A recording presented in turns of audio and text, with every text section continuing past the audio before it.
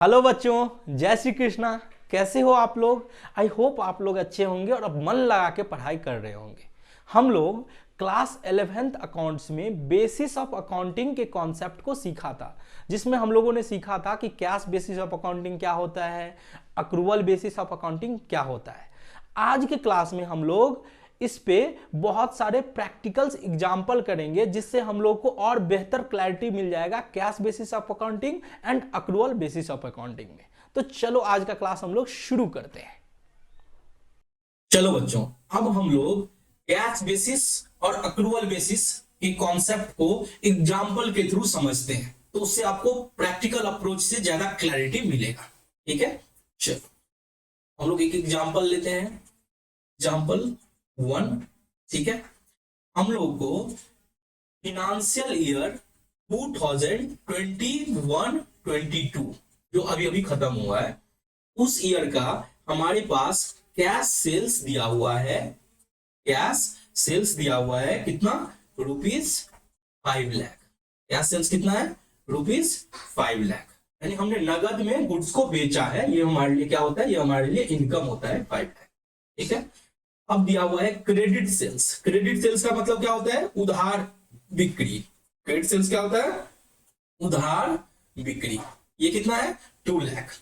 यानी हमने पूरे साल भर में कैश सेल्स 5 लाख का किया, क्रेडिट सेल्स 2 लाख का किया, तो टोटल सेल्स हमारा कितना का हो गया? 7 लाख का हो गया सर।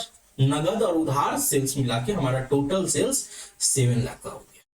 ठीक है, चलो अब दूसरा साइड हमारे पास एक्सपेंसेस दिया हुआ है कि एक्सपेंसेस जो हमारा है, एक्सपेंसेस एक्सपेंसेस है टोटल 3,50,000। 3,50,000। ठीक है, और जिसमें से बोला जा रहा है कि आउट ऑफ विच, इस 3,50,000 में से आउट ऑफ विच क्या मतलब क्या हुआ? इसमें से, इस 3,50,000 में से क्या है? 50,000 to be paid, out of which ₹50,000 is to be paid। इसका मतलब क्या हुआ? इसका मतलब हुआ सर कि ये आउटस्टैंडिंग हमें बता रहा है कि ये 50,000 हमारे लिए क्या है? आउटस्टैंडिंग एक्सपेंसेस है, यानी हमने पेमेंट अभी तक नहीं किया है इसका।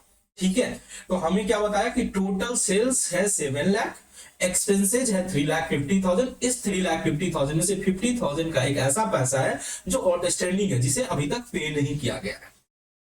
अब हमको बोल रहा है क्वेश्चन कि आप हमें इनकम निकाल के दिखाओ, फाइंड आउट इनकम। हमें क्या बोल रहा है? इनकम बताओ कि हमारा नेट इनकम कितना है। ठीक है, फॉर फिनेंशियल ईयर 2021-22। ठीक है, और वो भी हमको इनकम बताना है दोनों मेथड से, एक तो कैश बेसिस से और दूसरा अक्रूवल बेसिस से।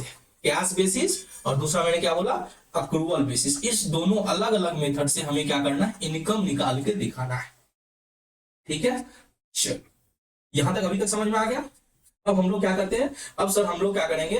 कैश बेसिस और अक्रूवल बेसिस से हम लोग क्या करेंगे? इनकम निकालेंगे। तो यहां पे मैं लिख देता हूं सॉल्यूशन कैश बेसिस। ठीक है, और इस साइड में लिख देता हूं अक्रूवल बेसिस। कैश बेसिस और अक्रूवल बेसिस। तो सर सबसे पहले कैश बेसिस का निकाल के दिखाते हैं। तो देखो, कैश बेसिस में तो हमें केवल नगदी लेन-देन को कंसीडर करना पड़ता है, नहीं कैश और बैंक से रिलेटेड जो ट्रांजैक्शन होता है उसी को कंसीडर कर सकते हैं। तो सर उस केस में तो क्रेडिट सेल्स नहीं आएगा जी, बिल्कुल भी नहीं आएगा। तो सबसे पहले आप क्या लिखोगे? रेवेन्यू। तो देखो रेवेन्यू में क्या है? कैश सेल्स आने वाला है। रेवेन्यू में क्या आएगा? कैश सेल्स आएगा। सर कितने का है? 5 लाख का है कैश सेल्स। कैश सेल्स कितने का है? 5 लाख का। क्रेडिट सेल्स नहीं आएगा सर इसमें। अब एक्सपेंसेस की बात कर लेते हैं। हमें बताओ फटाफट कि क्या एक्सपेंसेस पूरा 3.5 लाख हम लिख दें? नहीं सर, एक्सपेंसेस 3.5 लाख, 3,50,000 में से 50,000 का ऐसा खर्चा है जो आउटस्टैंडिंग है, जो अभी तक टू बी पेड है, इज टू बी पेड, मतलब पे करना बाकी है, फ्यूचर में पे किया जाएगा। तो सर अगर फ्यूचर में पे किया जाएगा तो इसे हम कैसे दे सकते हैं? कैश बेसिस में।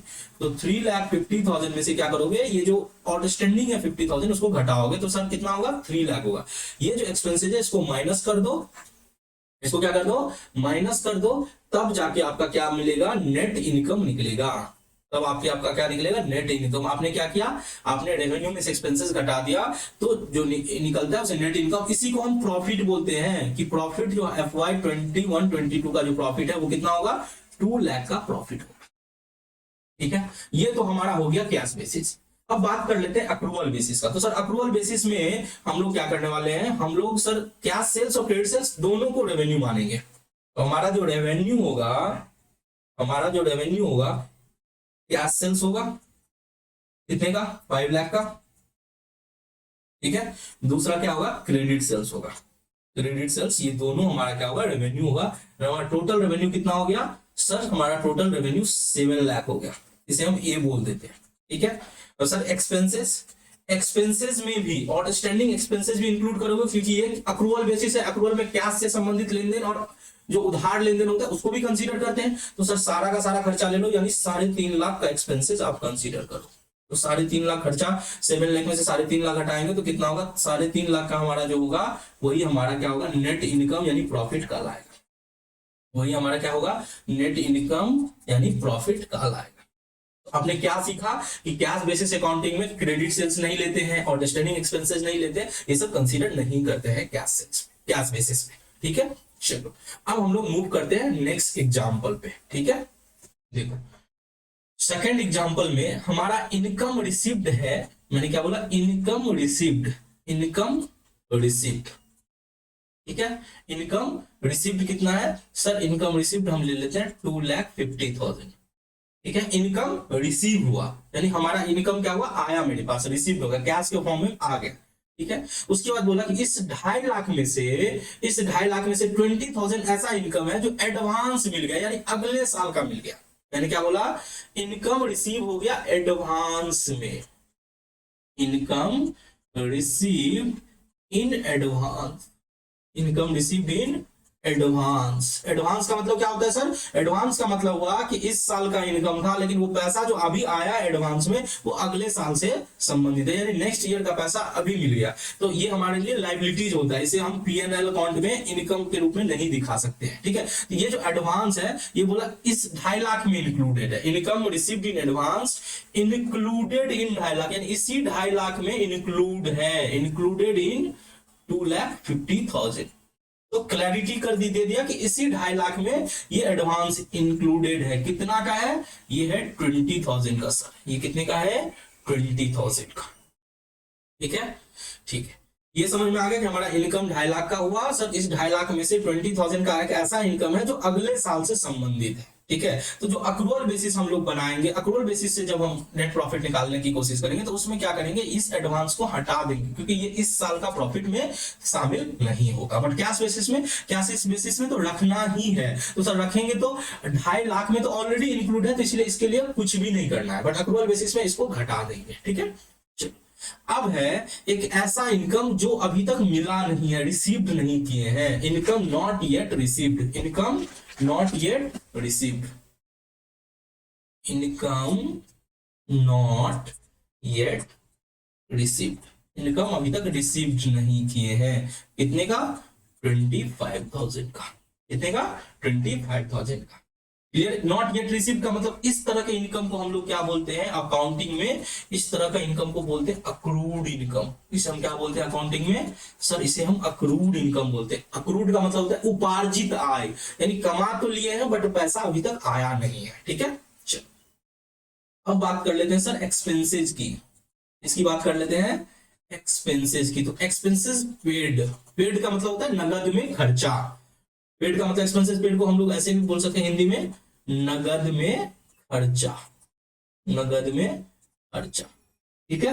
नगद में कितना खर्चा किया सर, लिख दो 1,50,000, 1,50,000, ठीक है। चलिए अब इस खर्चे में भी एक ऐसा खर्चा इंक्लूड है जो पेमेंट एडवांस में कर दिया, यानी अगले साल का खर्चा इसी साल कर दिया गया। मैं क्या बोल रहा हूं, expenses paid in advance, expenses paid in advance, expenses को क्या किया गया सर, एडवांस में पे कर दिया गया। एडवांस में अगर पे कर दिया गया और ये इंक्लूडेड है 1.5 लाख में, यानी ये अलग से नहीं है, ये इसी 1,50,000 में इंक्लूडेड है। सर बता दो कितने का है, ये है 50,000 का। कितने का है, 50,000 का ऐसा खर्चा जो एडवांस में पे कर दिया। तो सर अक्रूवल बेसिस से बनाओगे तो ये अगले साल का खर्चा इस साल के खर्चे में तो नहीं रखोगे, बिल्कुल नहीं रखेंगे सर, इसको घटा देना, इसको क्या करना, लेस करके दिखाना, ठीक है। बट कैश बेसिस में तो सर ऑलरेडी इंक्लूड है, नगद में जो खर्चा है उस 150 में तो ऑलरेडी इंक्लूड है, तो हम इसे अलग से कुछ भी नहीं करेंगे। ठीक है। एक और है expenses not yet paid, expenses not yet paid मतलब क्या हुआ सर, मतलब ये हुआ कि अभी तक इस खर्चा की पेमेंट नहीं हुई है, नॉट येट पेड। सर इस तरह के खर्चा जिसको अभी तक पेमेंट नहीं हुई, ये कितना है सर, ये लिख लो, ये लिख लो, नॉट येट पेड है 20,000। Sir expenses not yet paid को ही तो आउटस्टैंडिंग एक्सपेंसेस बोलते हैं। जी बिल्कुल, आउटस्टैंडिंग एक्सपेंसेस इसी को बोलते हैं, जो एक्सपेंसेस नॉट येट पेड हुआ रहता है, यानी अभी तक पेमेंट नहीं हुआ रहता है, उसी को तो हम आउटस्टैंडिंग एक्सपेंसेस बोलते हैं। और सर ये जो एक्सपेंसेस एडवांस में पे किए इसको क्या बोलते हैं अकाउंटिंग में, सर इसे बोलते हैं प्रीपेड एक्सपेंसेस। इसे हम क्या बोलते हैं, प्रीपेड एक्सपेंसेस। क्लियर है, हम जो एडवांस में पे करते हैं उसे हम प्रीपेड एक्सपेंसेस करते हैं, और जो हमारा अभी तक पेंडिंग है, अभी तक पेमेंट नहीं हुआ, उसे हम आउटस्टैंडिंग एक्सपेंसेस करते हैं। ठीक है। अब हमसे पूछा गया है कि नेट इनकम निकाल के दिखाओ। क्या निकाल के दिखाओ, नेट इनकम निकाल के दिखाओ, दोनों मेथड में, कैश बेसिस में भी और अक्रूवल बेसिस में। ठीक है, तो चलो मेरे साथ फटाफट देखो सॉल्यूशन कि सर कैश बेसिस पे कैसे निकालेंगे और अक्रूवल बेसिस पे कैसे निकालेंगे। कैश बेसिस और मैंने दूसरा क्या बोला, अक्रूवल बेसिस।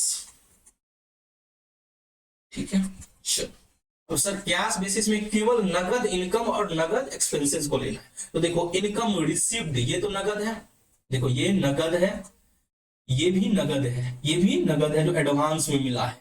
बट ये देखो कि इनकम रिसीव्ड 2.5 लाख इसी में इंक्लूडेड है, बोल दिया ना इंक्लूडेड इन 2.5 लाख। अगर ये वर्ड नहीं लगा रहता तो फिर हम 20,000 को अलग से दिखाते, बट ये ऑलरेडी इंक्लूडेड है, तो हम एक इनकम को दिखाएंगे बस। इनकम जो हमारा रिसीव हुआ है 2.5 लाख का, उसी को दिखाएंगे बस इसमें।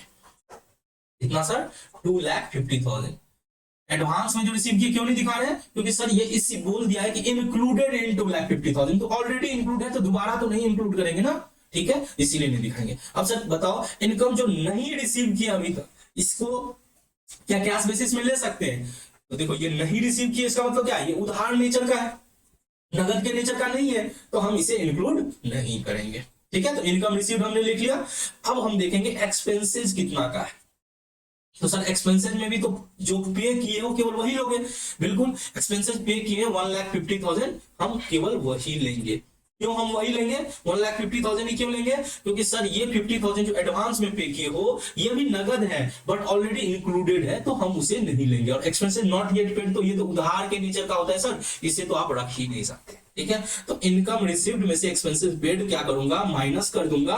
2.5 लाख में से 1,50,000 जब माइनस हो जाएगा तो कितना बचेगा, ये 1 लाख ही आपका क्या कहलाएगा, ये 1 लाख आपका सर नेट इनकम कहलाएगा।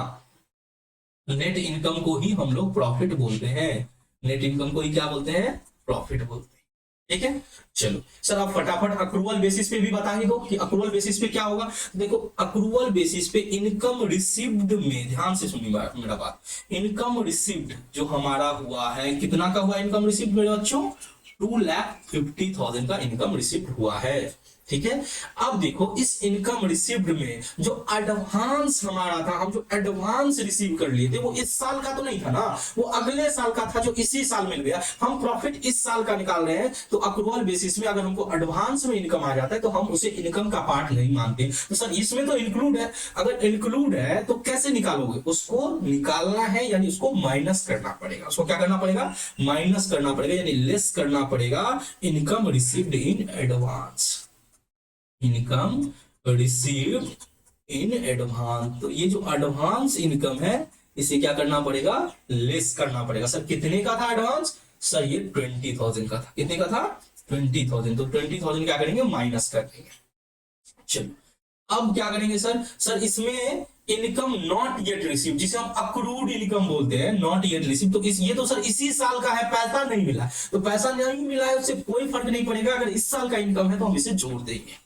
मैंने क्या बोला, income not received, income not received. तो ये जो नॉट रिसीव्ड वाला इनकम है इसी को तो सर अक्रूड इनकम बोलते हैं, इसी को क्या बोलते हैं, अक्रूड इनकम। तो अक्रूड इनकम क्या करेंगे सर, ऐड कर देंगे। अक्रूड इनकम क्या करेंगे, ऐड करेंगे। तो ऐड कितना कितना करोगे, 25,000 सर जोड़ देंगे। तो सर हमारा टोटल जो इनकम होगा, टोटल इनकम जो हमारा होगा वो होगा सर 2,55,000। 2,55,000 ये हमारा क्या हो गया, इनकम हो गया। अब हम बात कर लेते हैं एक्सपेंसेस की। अब किसकी बात करने वाले हैं हम, एक्सपेंसेस की। तो सर एक्सपेंसेस में भी एक्सपेंसेस पेड जो है वो दिया हुआ है सर 1,50,000।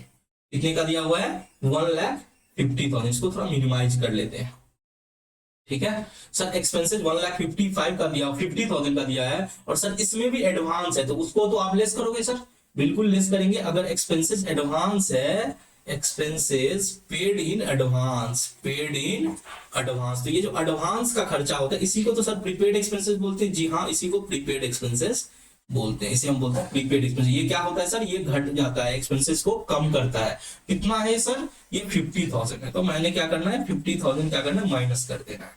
सर इसमें भी आउटस्टैंडिंग है तो क्या जोड़ दोगे, बिल्कुल। ये आउटस्टैंडिंग एक्सपेंसेस यानी पेमेंट जो नहीं हुआ है खर्चा, उसे आउटस्टैंडिंग बोलते हैं। ये 20,000 क्या हो जाएगा, ये जुट जाएगा। तो आपका जो ये जो खर्चा हुआ वो कितना हो गया, टोटल एक्सपेंसेस, टोटल एक्सपेंसेस कितना हो गया, टोटल एक्सपेंसेस हो गया सर 1,50,000 में 50,000 घटाएंगे तो यानी 1 लाख, और प्लस 20,000 यानी 1,20,000 हो गया, ठीक है। तो सर अब नेट इनकम निकाल लो। नेट इनकम कितना हो जाएगा, इसे ए बोलो और इसे बी बोलो, ए माइनस बी कर दो। 2,55,000 में से 1,20,000 घटाओगे कितना होगा, 1,35,000। ये आपका नेट इनकम का लाएगा, ये नेट इनकम का लाएगा 1,35,000। क्लियर हुआ। तो इस तरह से हम लोग कैश बेसिस और अक्रूवल बेसिस को समझेंगे। कैश बेसिस में केवल नगद लेन देन लेंगे और अक्रूवल बेसिस में हम लोग उधार और नगद दोनों को रखेंगे, ठीक है। चलो अब एक और मिसलेनियस एग्जांपल कर लेते हैं, इससे हमारा सारा कैश बेसिस और अक्रूवल बेसिस का सारा कॉन्सेप्ट हमारा क्या हो जाएगा, क्लियर हो जाएगा। हम इसे मिसलेनियस के रूप में एक एग्जांपल को करते हैं, ठीक है। अब देखो हम एक साइड रख रहा हूं इनकम, जिससे कि आपको क्लैरिटी, मुझे अभी देखो, मुझे आपको क्वेश्चन सॉल्व नहीं कराना है, मुझे आपको क्लैरिटी दिलवाना है, ठीक है। जिससे कि आप पूरा क्लियर हो कि कैश बेसिस क्या होता है, अक्रूवल बेसिस क्या होता है, तो आपके सारे कॉन्सेप्ट क्लियर होंगे, जिससे आगे अकाउंटिंग में आपको जो है दिक्कत नहीं होगी, ठीक है। तो मैं एक साइड रखता हूं इनकम का और एक साइड रखता हूं सर एक्सपेंसेस का, ठीक है। इनकम और एक्सपेंसेस, ठीक है। चलो अब आप लोग देखते रहना कि कौन सा आइटम जिसे कैश बेसिस में रखना है और कैश बेसिस में नहीं रखना है। अक्रूवल में तो सब आएगा, ठीक है। चलो अब एक बात करता हूं, कैश सेल्स। कैश सेल्स मेरा 2 लाख का है, कैश सेल्स कितना का है, 2 लाख का है। क्रेडिट सेल्स, क्रेडिट सेल्स मेरा 1 लाख का है, ठीक है। कैश सेल्स कितने का है, 2 लाख का, क्रेडिट सेल्स मेरा 1 लाख का है, ठीक है। इसके अलावा मेरे इनकम, अदर इनकम है कुछ, मेरा कोई अदर इनकम, सेल के अलावा कोई दूसरा इनकम है मेरा, वो अदर इनकम हमने रिसीव किया है, अदर इनकम रिसीव किया है वो है 50,000। अदर इनकम रिसीव किया है 50,000। फिर मैं बोल रहा हूं कि कोई अदर इनकम ऐसा है जो ड्यू है, अदर इनकम अक्रूड है but not receive, other income accrued but not receive, पैसा अभी तक आया नहीं है अदर इनकम का, ठीक है। Other income accrued but not receive, ये है 20,000। ये कितने का है, ये है 20,000, ठीक है। और एक ऐसा इनकम जो एडवांस में रिसीव कर लिए, ठीक है। Other income received in advance, ठीक है, रिसीव्ड इन एडवांस, ठीक है। ये 5,000 का है।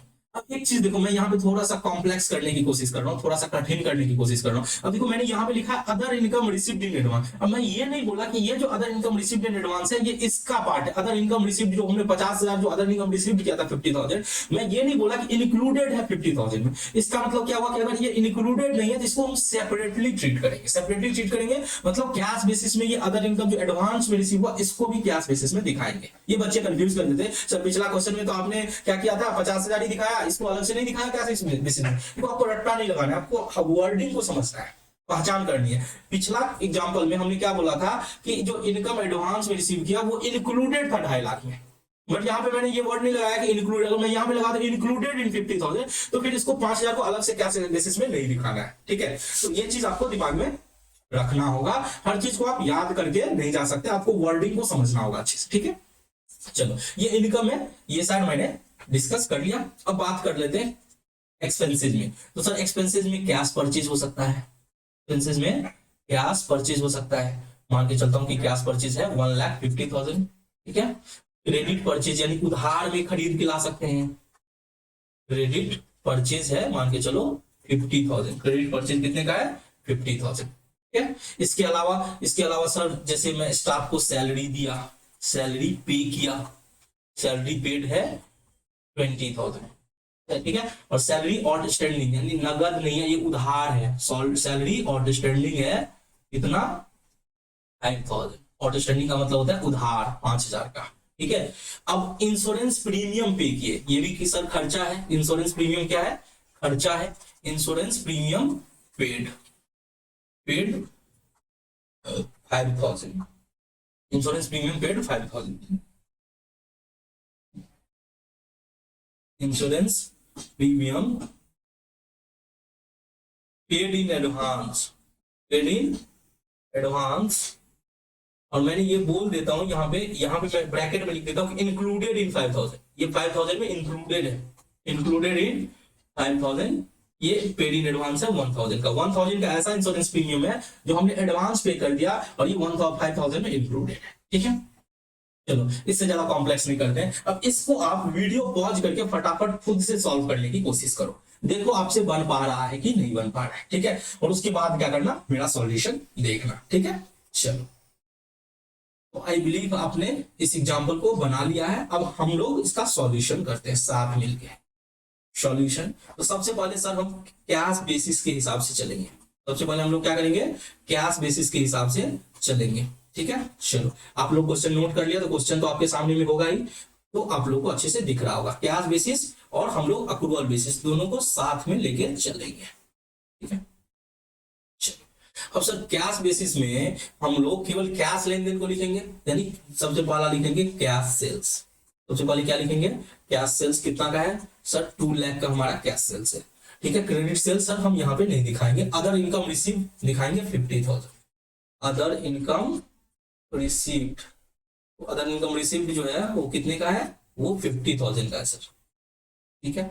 उसके बाद other income accrued but not receive, कमा लिए, अक्रूड मतलब होता है कमा लिए हैं बट रिसीव नहीं किए, तो सर ये तो पार्ट नहीं होगा कैश बेसिस में, ठीक है। Other income received in advance, तो सर अदर इनकम अगर हम एडवांस में रिसीव किया, अगर वो लिखा रहता कि इसमें इंक्लूड था 50,000 में, तब तो नहीं लेते, बट ये नहीं बोला है कि इंक्लूड है, तो हम मानेंगे कि अलग से मिला है ये अदर इनकम एडवांस में, तो इसको भी ले लो sir. Other income received in advance कितने का है 5,000 का है। तो ये तो सर आपका टोटल क्या हो गया, इसको टोटल कर लो, तो ये आपका क्या हो गया, इनकम साइड हो गया, ये आपका क्या हो गया, इनकम हो गया।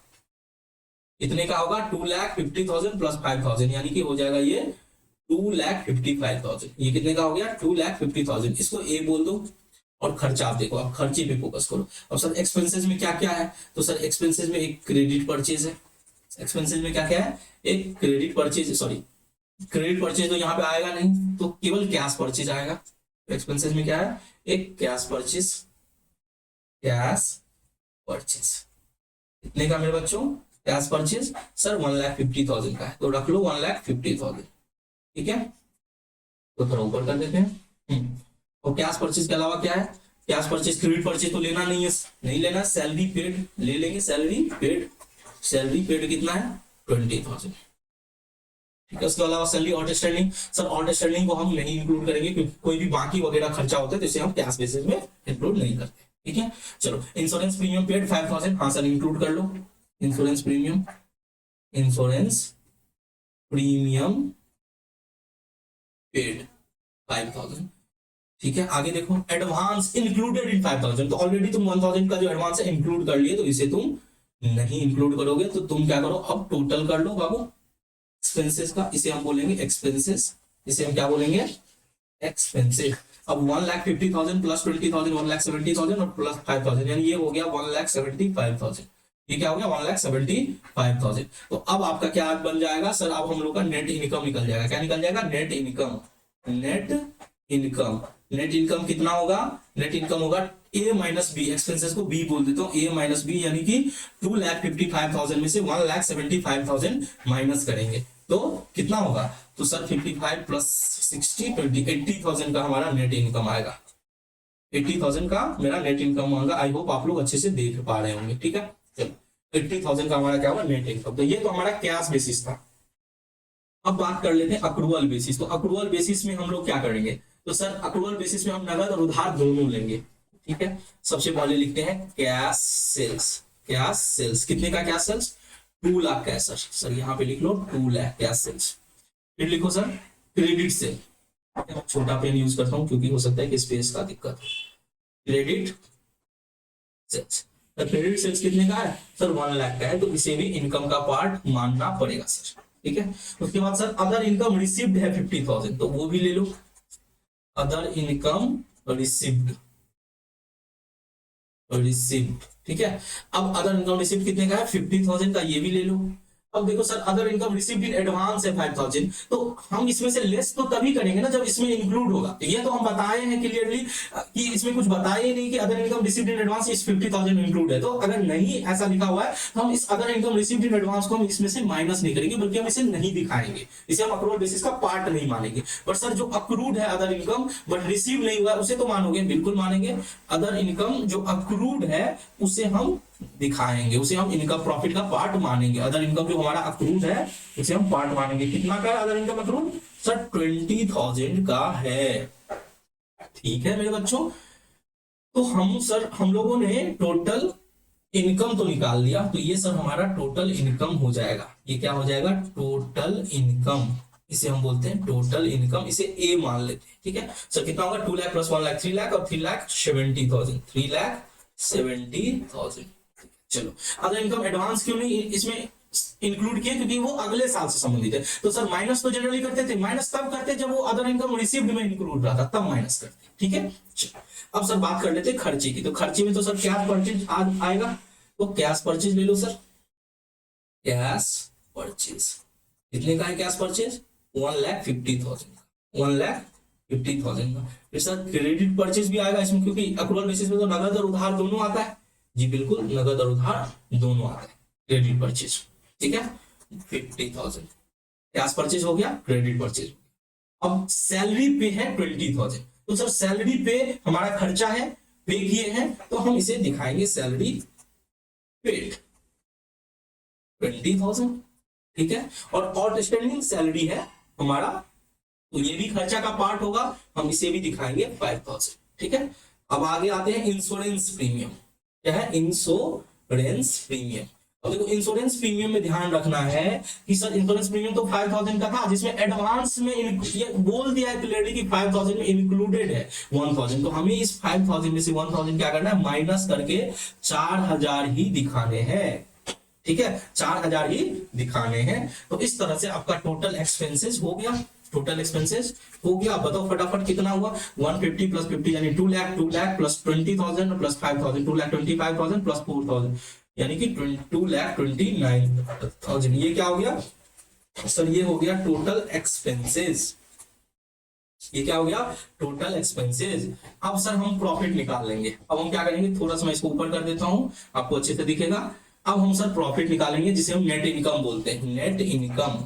तो नेट इनकम कितना होगा, नेट इनकम ए माइनस बी, यानी आपका जो टोटल इनकम था 370 और आपका खर्चा है 229, 370 में से 229 माइनस कर दो, 370 माइनस 2,29,000, तो यानी 141 जो होगा आपका क्या कहलाएगा, ये नेट इनकम, यानी ये ही आपका प्रॉफिट कहलाएगा। ये आपका क्या कहलाएगा, प्रॉफिट कहलाएगा। ठीक है, चलो अब हम लोग एक मैंने क्वेश्चंस दिया है, ये टीएस अग्रवाल के बुक से मिलेगा। ठीक है, तो अगर आपके पास बुक नहीं है तो आप इस क्वेश्चन को नोट कर लो और इसको घर पे प्रैक्टिस करना। ये मैंने होमवर्क के रूप में दिया है, क्योंकि मैंने जितना आपको समझाया है उससे आपको ये क्वेश्चंस बन जाएंगे। फिर भी अगर आपसे नहीं बनते हैं तो कमेंट्स करके बताना, तो फिर इसका हम सॉल्यूशन अवेलेबल करा देंगे। ठीक है, तो ये क्वेश्चन नंबर 6 और ये क्वेश्चन नंबर 8, ये दोनों आप लोग के लिए क्या है, होमवर्क है, इसे आप लोग घर से करके लाओगे। ठीक है, चलो तो आज आप लोग का बेसिस ऑफ अकाउंटिंग खत्म हो गया। हम लोग अच्छे से समझ लिए, इसका थ्योरी भी हम लोग कर लिए, इसका प्रैक्टिकल्स भी हम लोग कंप्लीट कर लिए कि कैश बेसिस ऑफ अकाउंटिंग क्या होता है, अक्रूवल बेसिस ऑफ अकाउंटिंग क्या होता है। अब हम लोग नेक्स्ट क्लासेस से नया चैप्टर शुरू करेंगे। ठीक है, चलो तो आज का वीडियो क्लासेस आप लोग को कैसा लगा, आप लोग जरूर कमेंट्स करके बताना। अगर कुछ सजेशन देना है, कुछ फीडबैक देना है, तो वो भी आप हमसे शेयर कर सकते हो। ठीक है, इसी तरह से हम प्रयास करते रहेंगे आप लोग के लिए कि जितना अच्छे से अच्छे, बेहतर से बेहतर आप लोग के लिए कंटेंट बना सकते हैं वो बनाएंगे। ठीक है, तो फिर मिलते हैं नेक्स्ट क्लास में। तब